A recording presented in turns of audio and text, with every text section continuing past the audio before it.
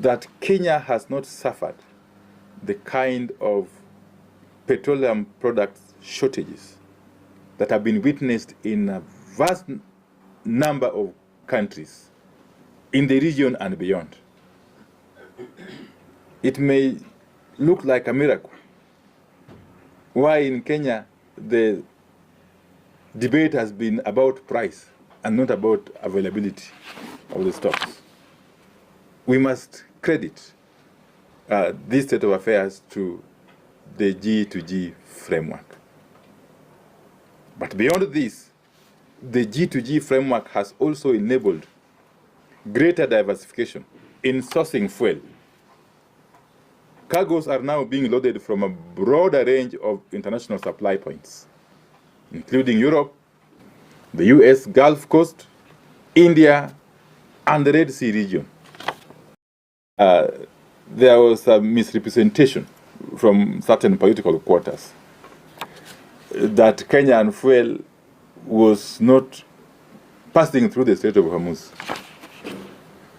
It's laughable because, as a matter of fact, the bulk of our fuel cargoes over time have been loaded from the ports of Jebel Ali, the port of Ruwais, and to some extent the port of Fujairah, all in the UAE, within the Strait of Hormuz space. So it's a fact that the Strait of Hormuz closure affected our primary supply route directly. And because of the G2G framework, which has proved to be extremely resilient, we have been able to diversify the ports of loading, as I've indicated. And that is to say that our international oil company suppliers have been flexible enough to be able to source these products from many other sources other than the primary sources that were known to everybody before the war broke out.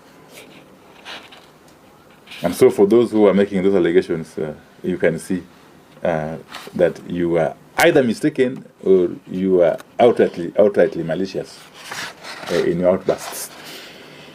But this diversification strengthens resilience, reduces reliance on any single route, and ensures continuity even when traditional supply channels face disruption, as has been the case. Additionally, we continue to benefit from the stability of the G2G framework in pricing, in that our freight and premium costs remained relatively stable. And let me again explain this. Freight and premium are a key component of the landed cost in Mombasa. That, I'm sure, is now clear to everybody. The other component being, of course, the international benchmark price, which continues to fluctuate. Okay? But because under the G2G framework, freight and premium component is fixed,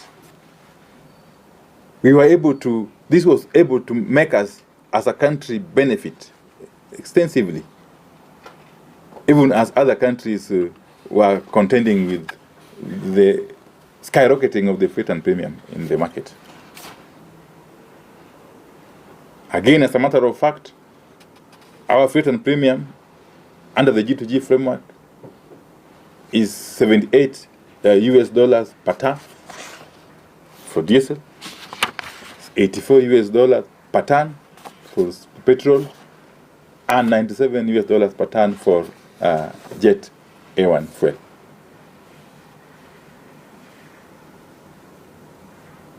While some markets, which were exposed to open spot purchasing, experienced freight and premium costs rising to approximately US $250 to $300 per ton during this period. And you can imagine the difference. Let me continue by saying that there are early signs that global pressures may begin to ease.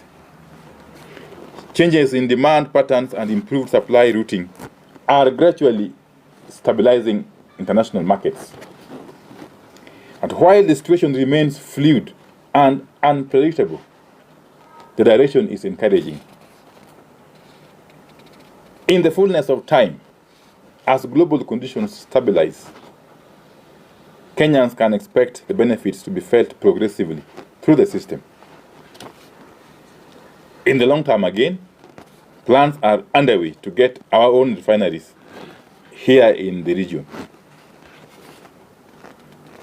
We will continue to engage closely with all stakeholders across the energy value chain, including manufacturers, oil marketing companies, transport and logistics players, public transport operators, distributors, and sector regulators, while keeping the public informed as the situation evolves.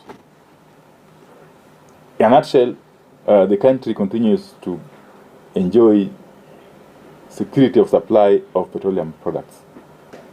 In fact, I'm appealing to oil marketing companies to move with haste and uplift the products from the system to enable us discharge more.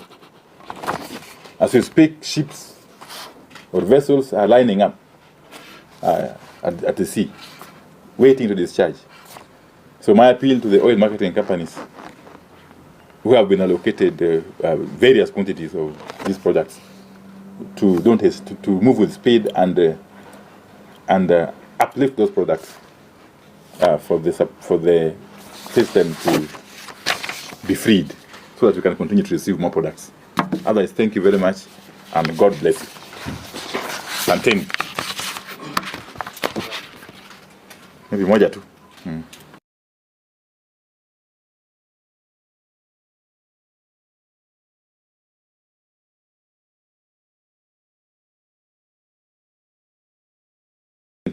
Did provide the policy direction whilst at Mombasa. And as a ministry, together with our entities, including EPRA, we are guided by that policy direction.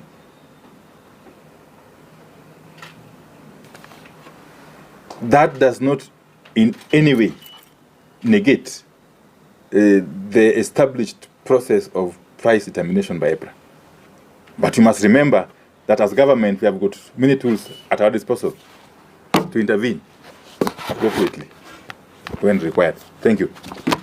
Thank you very much, and God bless.